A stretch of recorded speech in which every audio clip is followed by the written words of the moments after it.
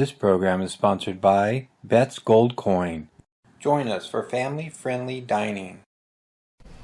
Hello folks, I'm Marshal Long, District 3 Supervisor for Mariposa County, and I want to welcome you to Mariposa County Update.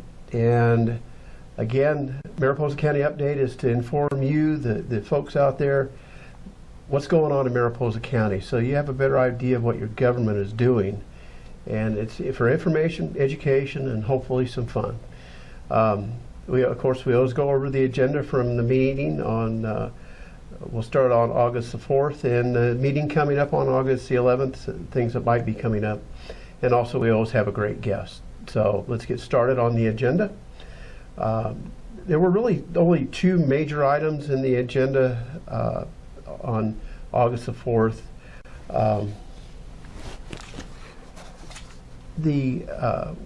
There was a meeting of the CSA 1 service area, that's Lake Don Pedro service area 1M.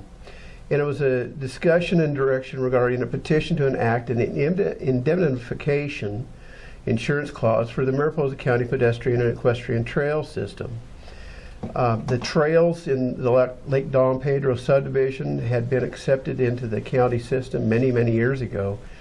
And those trails, the easements crossed private property, and the county had never indemnified the property owners for that, and they're asking for that. And there was general discussion and direction given in that we are to look at, county council will look at 2 or 3 options. One, vacating those easements, seeing if the Lake Don Pedro Homeowners Association would be willing to take over the indemnification of the trails, or if Mariposa County is going to go forth and indemnify the trail system. So it will be coming back before the board.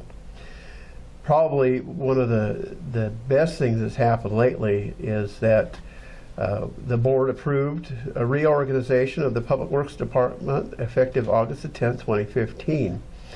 And that's by increasing the county surveyor's allocation from 80% to full-time, and authorize a 980 alternative work schedule for this position.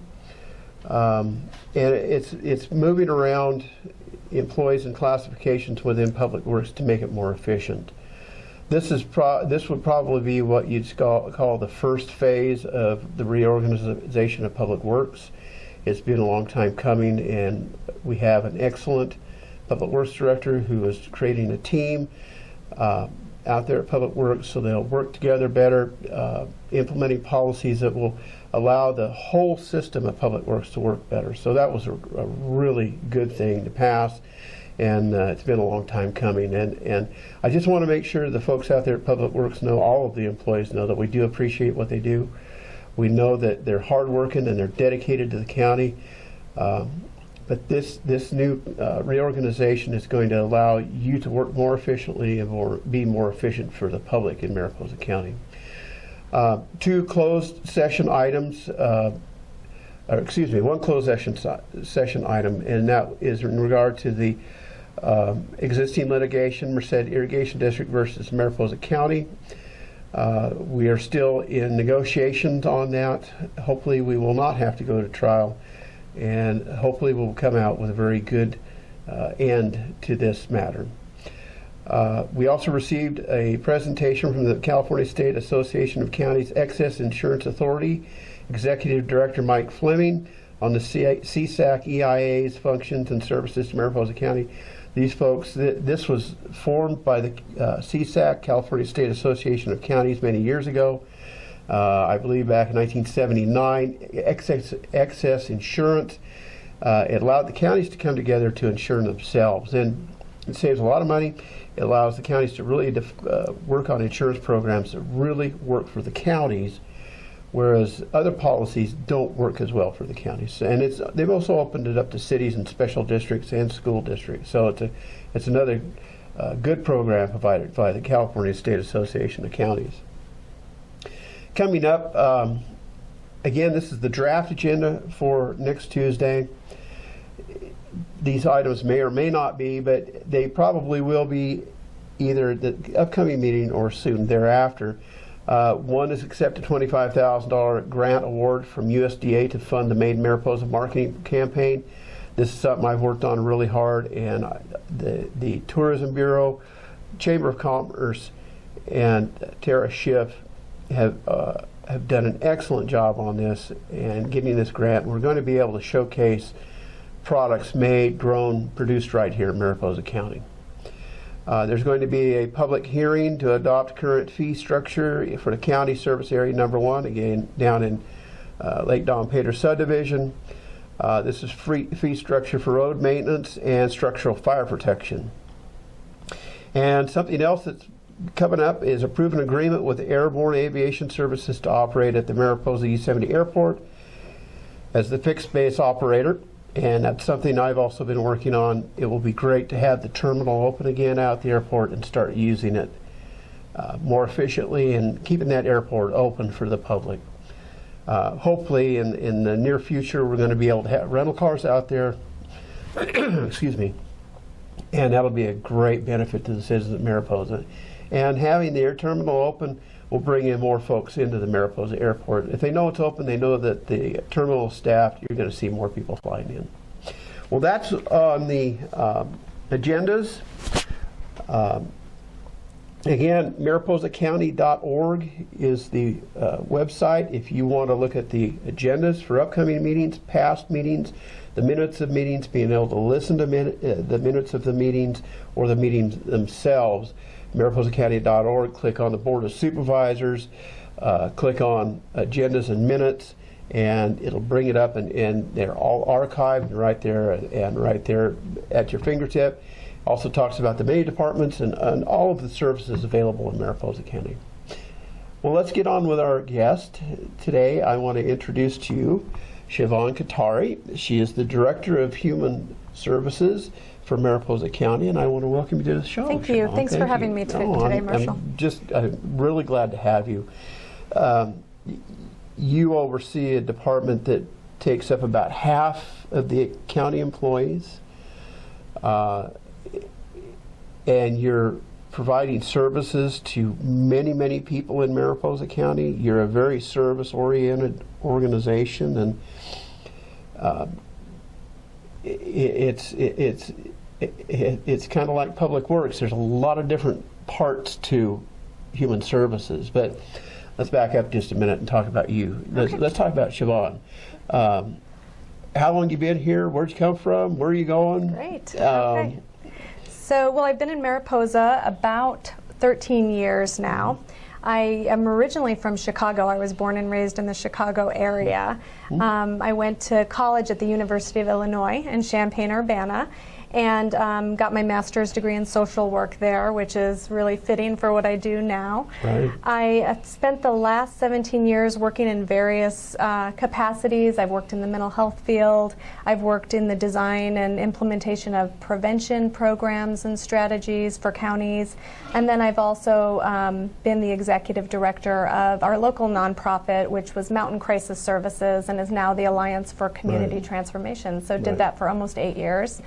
And have been a consultant in the community, so worked with various nonprofits and county departments and writing grants and doing projects. And then 16 months ago, I was given the opportunity to really come here to the county in this role and begin to work, which I've been really excited about. We've been doing a lot of great work, I think, in the past 16 months. So. Yeah, I think that my understanding that there was a grand jury report that came out that was a little bit critical of human services, and you have grabbed the bull by the horns, and you've taken on that department.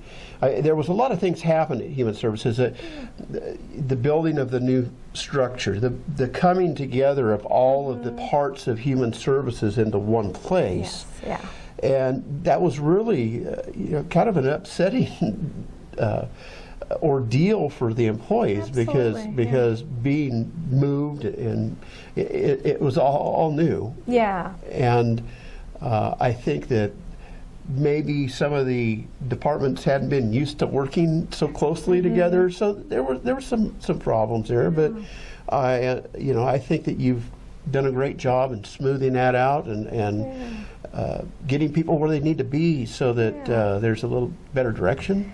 Well, you know, I absolutely agree. The department had been through so many changes. Building the new building, although it's a really nice environment to work in, it did bring together people with different, let's say, cultures and different ways of doing things that weren't used to working together. And so folks really had to learn a different way of operating. But I have to say, you know, the folks who work at Human Services are the most compassionate and dedicated and committed people. I have a great team. Everybody actually really wanted to work together well. It's just we needed to invest a little time in support into making sure that we had the structures in place to support them in doing so. So it's been, like I said, it's a great team, and now we've got some of the things we needed in place, you know, for people just to communicate better, and for people to have time to really plan and be thoughtful about what we do and why we do it, which is some of our goals for this year, which I can talk more about if you want me to. Sure, I'd love to. Yeah, so you know, some of the things that we do at Human Services are, as you were saying, we provide a variety of different services to the folks in our community who are most vulnerable. And some of those services are, you know, basic support services for folks who just maybe are having a hard time and needing some financial support or some medical care to get through some hard times. Other supports that we provide are mental health and substance abuse treatment, which is a really big component of what we do. And we ensure that folks have the basic safety net services met in their lives. Right. And then we have our child welfare and our adult protective services divisions. And those divisions are to ensure that if folks are in a situation of abuse or neglect, that we're protecting them and working with families to really give them the resources and tools they need to be successful and to be productive. And so those are just a handful of the things that we do. Our goals are really to make our services accessible. We want everybody to know what we do, how to access what they need, and for it to be a really smooth and easy path into our services. We don't want people to have to guess what door they need to go into, because every door needs to be the right door for people. When they're struggling, they shouldn't have to guess. Another goal of ours is really to be responsive to the community needs.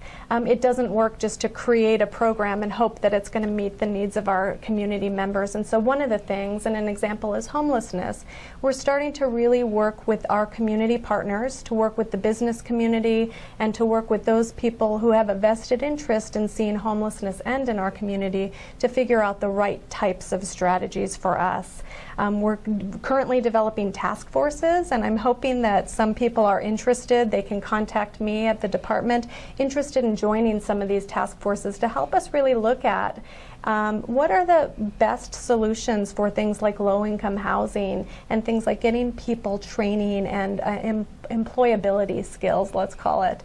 Also, in addition to being responsive to community needs, outcomes is a big thing for me. I want to know that what we're doing is actually making a difference in people's lives. I think that that's essential. We don't want to be providing services and not know what impact we had. And so really figuring out a way to know, are we making a difference? Are people's lives better? Is our community better as a result of what we do? And that's what I'm shooting for. Yeah, I think one of the things that we have to be careful of is something that I call it toxic charity. In creating an entitlement mentality where it's a given to receive entitlements, and I'd rather see people be given a hand up than a hand out. And I think a lot of your programs, understanding them the way I do, are designed to help people up, as opposed to just continue just giving them money to exist. And that's the worst thing that a person to do. A job, you know, self-esteem, those things are so important. And we, you know, I know that we need, and I think you're doing that out there at the Human Services, and your staff are trying to just get people back on their feet and being productive. Absolutely. No, I totally agree. I think that there's been welfare reform that's occurred over the last many years, really with the goal towards thinking of outcomes, is what are we doing to really give people the skills and the tools they need to be productive, and not just giving handouts. You're right, it doesn't help anyone. There are vulnerable people in our community who will probably always need help in their lives. But there's a great number of people who really just need a little bit of help, some skills, some training, some support to be able to get back on their feet. And that's really what we're shooting for, is to give people an opportunity. Everyone feels better when they're productive, and we want to give people that opportunity. I think one of the things that as a county we really need to work on is economic development. Our economy in the county is being very skewed towards tourism, which is low-paying seasonal jobs, which creates more homelessness, more unemployment in the off-season, and to a retirement community, which God bless the folks who come here and retire, because they add to the economy, but they don't grow the economy. We need to work on good-paying $15 an hour jobs for people, and it's. I hate to say it, but I'd like to put you out of business. I'd like to put myself out of business. Yeah, I'm looking forward to that day. So. Yeah. But there's always, even then, you still, for the elderly care and for the youngest, we always need to be there for them. Yeah. The family isn't as strong as it used to be, although I wish it was. Yeah. Government has had to take over some of those responsibilities. Yeah. We just have to do it in a way that is enabling for the folks who go through that system. Yeah. I think economic development is huge. I think we really need to invest in that. And prevention is really big. Yes. I'm really big on prevention. Recently, we, as you know, we've provided funding to the schools to hire 2 additional school counselors. Our mental health board really felt that was an important role that we take in terms of really addressing things in children when they're young, so that we don't have to be serving them throughout their lifetime. Right. And so I'm a big advocate of prevention programs, and will continue to look for ways that we can really give children and give young people the tools they need to be successful, because you're right, let's work ourselves out of a job. That would be great. Yeah, it would. It would. Anything else you want to add?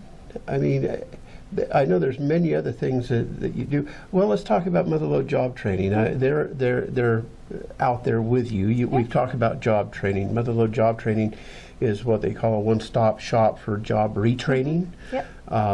It's not really an employment service, but it allows people to go in and get retrained. Yeah. And I'm sure that some of the folks who avail themselves to your programs also go through mother-lode job training to upgrade their employment skills. Absolutely. So that they can find better jobs. Yeah, we partner strongly with mother-lode job training, and in fact we're going to be bringing a proposal to the board very soon to actually expand our partnership with them and create subsidized work employment opportunities for folks. They do an excellent job, and with additional resources, I'm really hoping our partnership will grow and more people can be put to work, and we can help the small businesses through our subsidized employment programs by providing opportunities for us to pay the salary for folks who are learning job skills. The employers are certainly taking a chance on people, but hopefully it'll be a win-win situation, a mutually beneficial relationship, so that the employers are getting some qualified employees when it comes time to get them jobs. And for economic development, you have to have a skilled workforce. Absolutely. If you don't have a skilled workforce, you can't have economic development. And so it's a wheel that it's an unending circle. You have to continually work on all those things all at the same time if you want job growth and higher wages and better opportunities for people within Mariposa County. I've always said, our biggest export from Mariposa County is our children, because they don't have the opportunity to work here, and those that try to stay, a lot of them, again, with the seasonal type work that's available here, they aren't able to save enough to get through the off season from their jobs. And that's where your programs come in to help them get through that season. That's right. One of the biggest issues in town is the homeless situation. I think that you're doing a great job working on the programs, the roadmap that you're creating. But there's some misinformation out there still. There have been I call them the urban legends or urban rumors, whatever you want to call them, in regard to other cities and counties bringing people here and dropping people off, paying them to come to Mariposa. But my assertion to that is that, well, why would they come here when the services are available where they came from? So,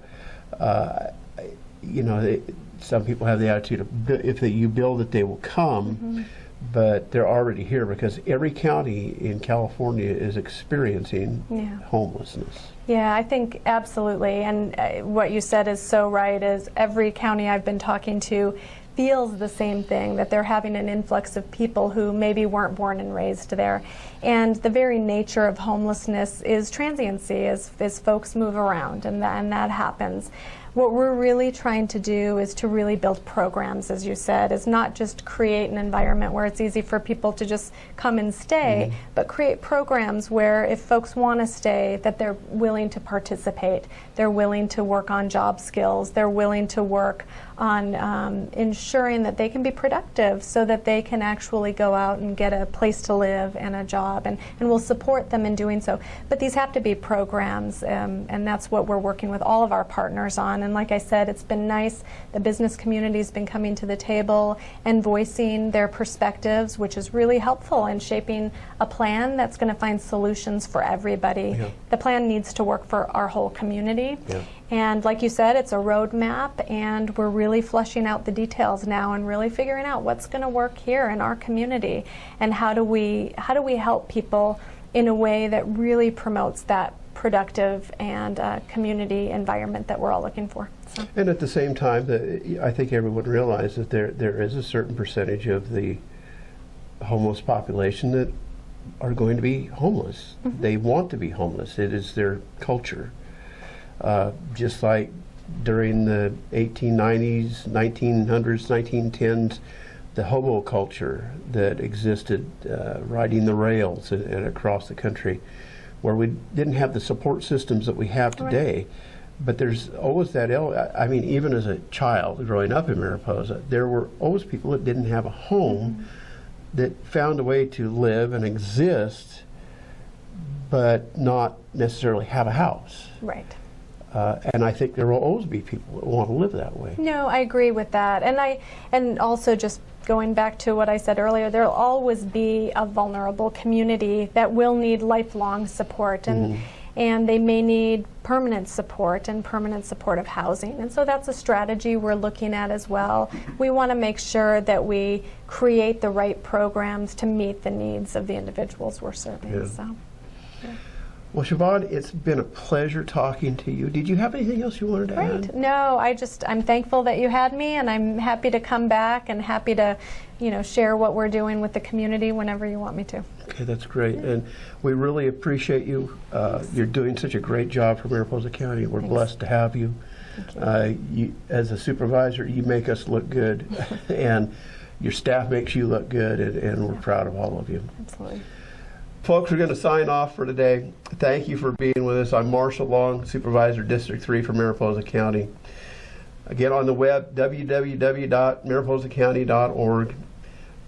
The agendas, the meetings, everything's available there. Departments, anything you need. We want your questions, your comments, any questions you have. You're welcome to call any of your supervisors at 966-3222. You can email me at mlong@mariposacounty.org. That's mlong@mariposacounty.org, because this is for you. This is so you have a way of reaching out to your government, seeing what we're doing, because you are the government, and without you, government doesn't work properly. So we want your input. We want to know what you think about things, and again, this show's for you. So thanks again, folks, and have a great day.